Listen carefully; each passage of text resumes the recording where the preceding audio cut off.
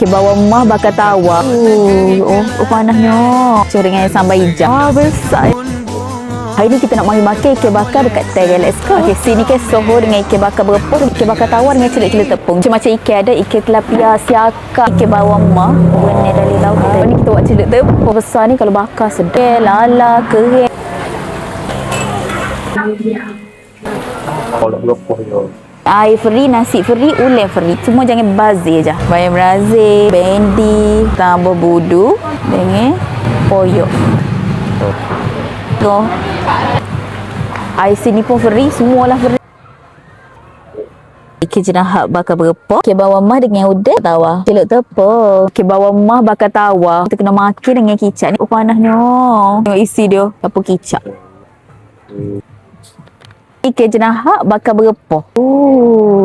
Sedap. Tak pedas sangat pun. Dia ujung-ujung gitu lah. Tu dah gini kan. Kak Syah suka bakar tawar. Cucur dengan sambal hijau. Besarnya. Ada rasa masing-masing, ada rasa pedas-pedas. Sotong ni, kalau kita cicah dengan sos Thai. Untuk bulan puasa ni bermula 3 Ramadan nanti. Nak mari buka puasa, makan ikan bakar pun boleh makan sini. Lepas tu malam pula ada moreh makan cerak-cerak. Ikan bakar, kapur gubay getah, keteri.